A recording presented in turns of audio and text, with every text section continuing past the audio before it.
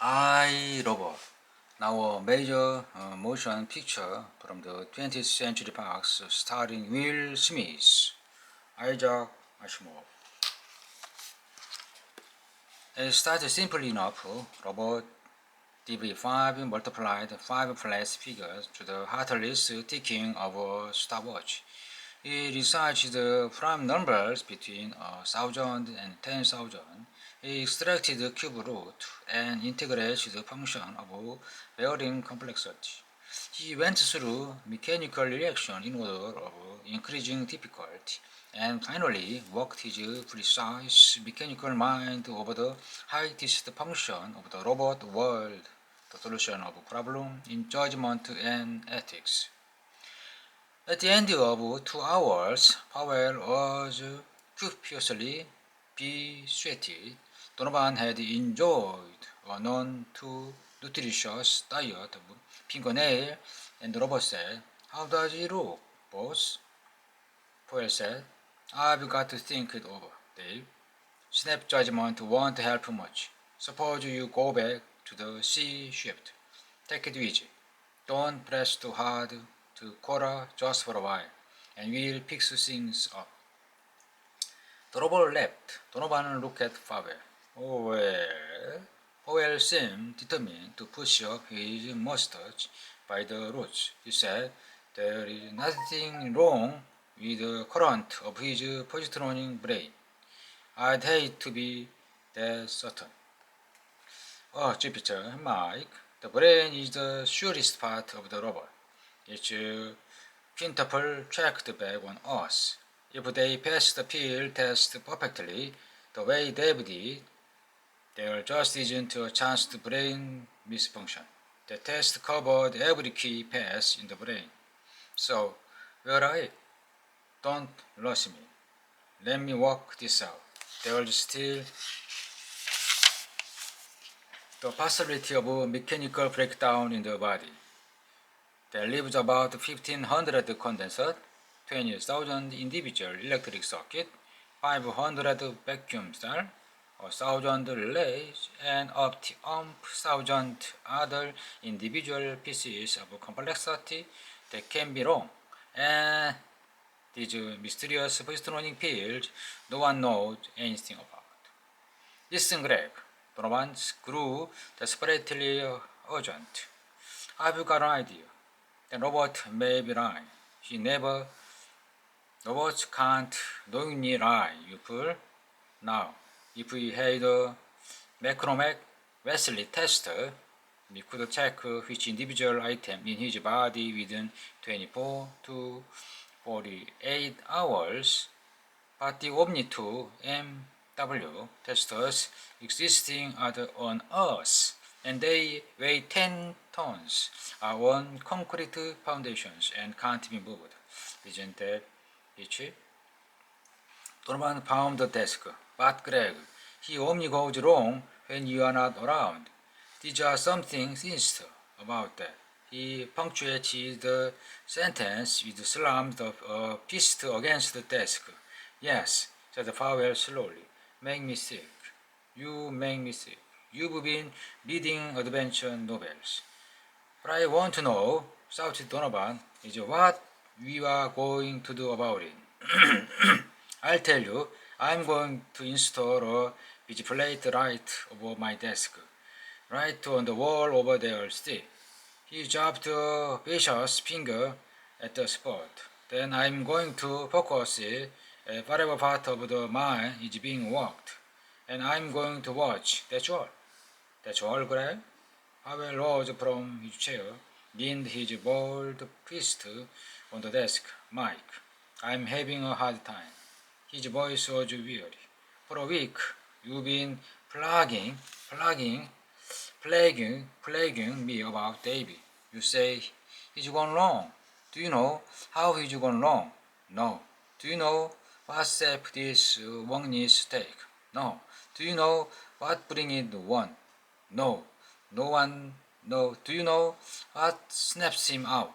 No. Do you know anything about it? No. Do I know anything about it? No. So, what do you want me to do?"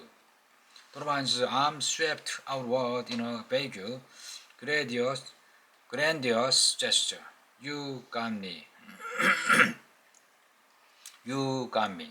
So I tell you again, before we anything toward the cure, you've got to find out what the disease in the first place. The first step in cooking rabbit stew, in catching the rabbit. Well, you've got to catch the rabbit now. Get out of here. Donovan stared at the preliminary outline of his field report with weary eyes. For one thing, he was tired, and for another, what was there to report while things were unsettled? He felt resentful. He said, Greg, you are almost 1,000 of tons people behind schedule. You, replied Powell, never looking up. You are telling me something I don't know. What I want to know, said Donovan in sudden savagely, is why you are always tangled up with new typed robot. I've finally decided that the robot that were good enough for my great uncle on my mother's side are good enough for me. If for what's tried and true. The test of time is what counts good, solid, old-fashioned robot that never go wrong. Pavel threw a book with perfect aim, and Donovan went tumbling up his seat. Your job, said Pavel evenly, for the last 5 years had been to test new robot under actual working conditions for United States robot, because you and I have been so injudicious as to display proficiency at the task. You've been rewarded with the dirtiest job. That. He dropped hold in the air and his finger in Donovan's direction. That is your work. You've been gripping about it. From personal memory, since about 5 minutes after United States robot signed you up. Why don't you resign? Well, I tell you, Donovan rolled onto his stomach and took a firm grip on his wild red hair to hold his head up. There's a certain principle involved after all. As a troubleshooter, I've played a part in the development of new robots. There's the principle of aiding scientific advance, but don't get me wrong, it's not the principle that keeps me going. It's the money they pay us, correct? Powell jumped at Donovan's wild shout, and his eyes followed the red heads to the busy plate. When he goggled in fixed horror, he whispered, Holy, howling, Jupiter.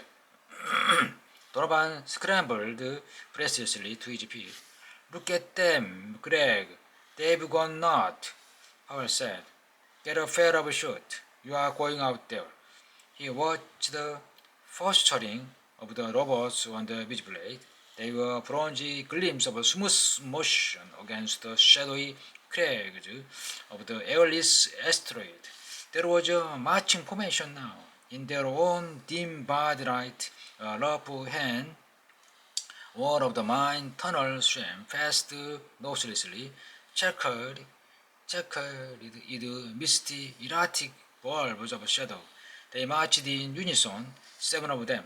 With Dave at their head, they wheeled and turned in macabre simultaneously. They melted through, changed the formation with the weird image of a chorus dancer and Luna Bauer. Donovan was back with the shoes. They are going Jinko on us, Greg. That's a military march. For all you know, was the cold response. It may be a series of calisthenics exercise, or Dave may be under the hallucination of being a dancing master. Just you think first, and don't bother to speak afterward either. Donovan scowled and slipped the tornado detonator into the empty side holster into an auspicious shop. He said, "Anyway, there you are. There you are. So we work with the new model robot. It's our job, granted. But answer me one question. Why?